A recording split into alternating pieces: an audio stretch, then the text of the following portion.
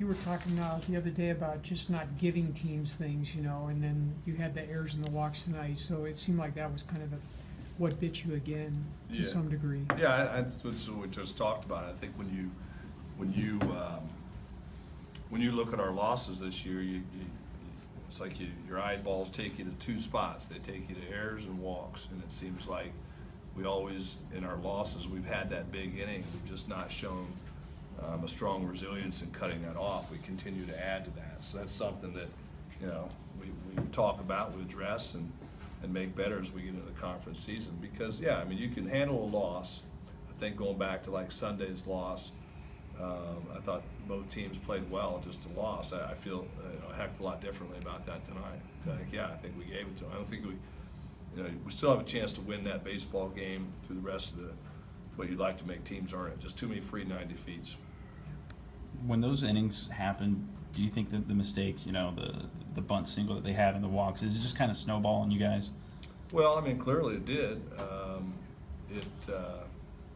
we've got to be tougher. We've got to have a tougher mindset to be able to overcome that and just shut that off and not add to it. That's what I was alluding to before, is, being able to take, bad plays are going to happen. You're going to walk people. People are going to make errors. But when you put 4 and 5 of those together in one inning, that's pretty tough. And we have shown a propensity to do that early in the season, and that's something we just absolutely have to get better on, no question. What did you think of Marsh's performance tonight? Okay. I thought it was, he did his job. He kept us in there and, gave us a chance to win. I did. I thought he did a decent job. Maybe ran out of steam a little bit for him. Couldn't get through 5, but I thought he did okay. 3 runs in your last 3 games. What do you attribute to some of the offensive struggles? Well, it's funny. This game will humble you. It'll make you mad. It'll make you question things sometimes that you shouldn't be questioning.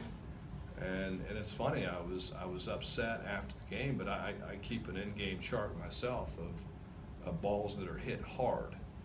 And when I go back through that sheet and I'm counting 19 baseballs that are hit hard, and we have 8 hits to show. And keep in mind, some of those I don't even rate as a hard hit. It's telling it that we're hitting a lot of barrels, but we're not finding the space right now. And they say this thing evens out over time, so hopefully our time is coming here in conference. But we've struggled to score runs, but I still think we're swinging the bats well. I think we only struck out 3 times tonight, so that's a lot of baseballs in play, and it's just not happening for us right now, offensively. How do you become less dependent on Gage and Lyle kind of having to spark your guys' offense? Because as they've struggled the last couple games, the runs have kind of gone away. Yeah, I've noticed that too. Those other guys got to step it up. We've got to get more consistency out of Carter Aldretti. He needs to give us better at-bats. He has to do that. I think we get Hunter Bishop back in there. I think we're a different lineup. And, hitting it's contagious, man. When guys are hitting and free-flowing, it makes everybody else hit. So, it can't just be those 2 guys. And I kind of felt the same thing. It's kind of coincide with them cooling off a little bit, but other guys got to step it up.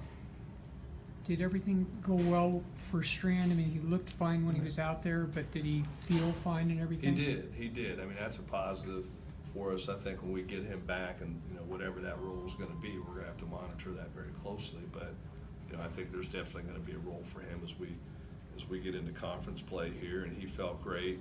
I think you can sense it from the crowd and also his teammates. It was good to see him back. That kid has worked really, really hard. And I think back to the day that this happened, and even the next day, where he was mentally, and to get back out on that mound, through all the garbage tonight, the loss and however I feel right now, personally, and for our program, I'm extremely proud of him for everything that he's overcome and to get back out there. Because I think he's going to help us. Connor Higgins looked a lot better tonight. What was the difference for you? We're down 4. That's what I would say. And that's his challenge, is we were down 4. that's who he was when we're down 4. I want to see that guy when we're tied or ahead. You did let Bishop pinch hit there, and he looked like he was struggling a little when you ran. Yeah. Where is he? We told him to throttle back. Okay. Yeah, we told him to throttle back. So, just in that situation, we just felt, one of our better hitters popped one out of there, hit a gap at that time. He scored a couple runs. So, but we told him if you hit it on the ground, take it easy, because we've got a lot of season left to play. We haven't played one conference game yet. We need him to be ready for conference starting on Friday. Hunter Jump hit that leadoff double in the 8th. How valuable can he be the rest of the season as a pinch hitter? Well, and I appreciate you bringing that up, because I said to the coaches, I said, man, tell me something positive here. That was one of them, because that kid, he prepares. I've said that in this room before. He prepares like nobody else all week. And if you were to ask him, he's sitting in this chair right now, he'd tell you that he should be hitting 3-hole for us. I mean, which I love, and I appreciate that mindset. And for him to sit there on the bench and be ready to hit, I thought was great. And I think it's a huge role. That is going to serve a huge role for us as we roll into the conference play. He'll find himself some more bats, I promise it, just because of how he prepares and his results. He's ready. Has Carter played much outfield during practice for you guys, or is that just kind of a neat thing tonight? No, it's just, again, you look at what we're rolling out there, right now. It didn't show tonight, but our mind is that Gage Workman is playing and gives us a little bit better option defensively at third. And but if we don't find a place for Carter to play, you lose some of your most experienced player. And I want him on the field.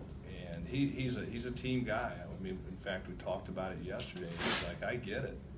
He's like, I will do whatever, move me wherever to help our team win. And so I appreciate the heck out of that. But, you're always balancing that, what's best for the team and what's best for the kid. In the long run, I think this will be good for him. I think he's going to play well beyond Arizona State. I think he's got a nice future in this. And him playing out there is only going to help him. But he hasn't played much there, but Mike's worked with him.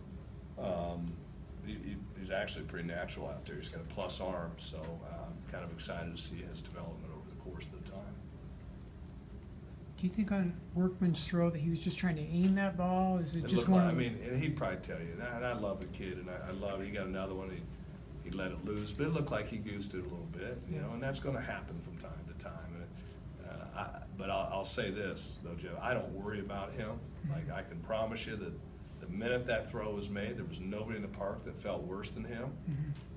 But there was probably zero thought process on that kid on the next pitch of like, I guarantee he was saying, hit the next one to me because I want to make this play. I do not worry about that kid at all. It's just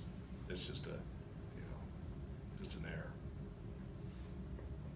Yeah, he'd make that play 999 times out of 1,000. Yeah. Thanks, Coach. Thanks.